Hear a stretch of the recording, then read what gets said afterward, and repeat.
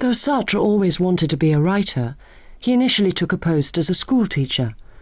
During his spare time, he developed a strong interest in phenomenology, a new branch of philosophy that offered a radical account of the workings of human consciousness. In 1933, he took a year off and went to Berlin to study under Edmund Husserl, the world's leader in that field. When Sartre returned to Paris, he felt he had found an entirely new way of seeing man's existence in the world. The big idea he got was that to be conscious of something is to relate to an item in the world rather than to relate to some inner representation of it within your head. What we think of as self-consciousness is actually our consciousness of the world. The idea that we have such a thing as a self, an inner character, an essential being that we truly are, that is a myth, according to Sartre. And the whole kind of moral impulse of his work is to try and get people to abandon the idea, to give up, the actually in some ways rather comforting security blanket of an idea that there is some answer, some inner answer to the question who we are. Sartre's whole argument is that there is no predetermined character which makes you be who you are. Who you are is a function of what you do. Sartre loved cinema, especially thrillers, and went most evenings. He was struck by the difference between the characters on the screen and the people on the streets outside the cinema. The people outside could do anything they liked because they were making it up as they went along. Unlike in the films he saw, there was no preordained script in real life.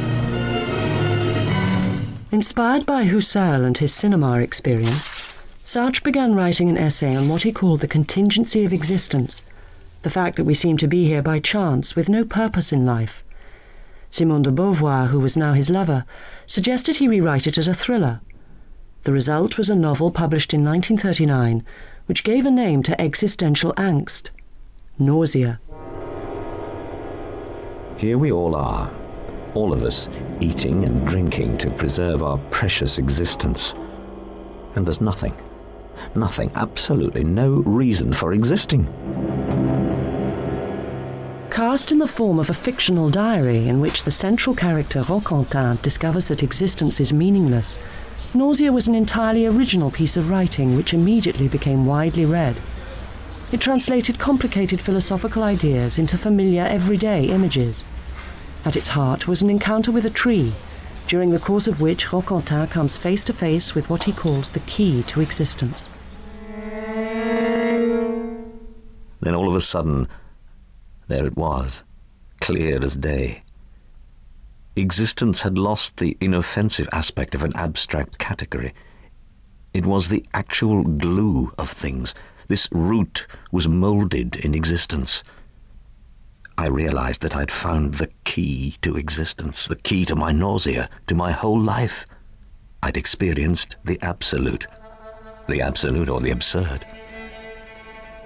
In front of this great rugged paw, neither ignorance nor knowledge mattered.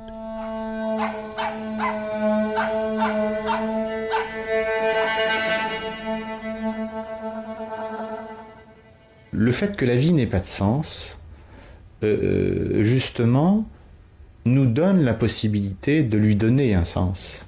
C'est justement parce qu'elle n'en a pas, écrit d'avance, tout écrit d'avance, que, autrement dit, qu'on est justifié par rien à l'avance. Il dit toujours, nous sommes contingents, nous sommes nés par hasard, notre existence n'obéit à aucune raison. C'est à nous de lui trouver des raisons, en quelque sorte, de lui donner un sens.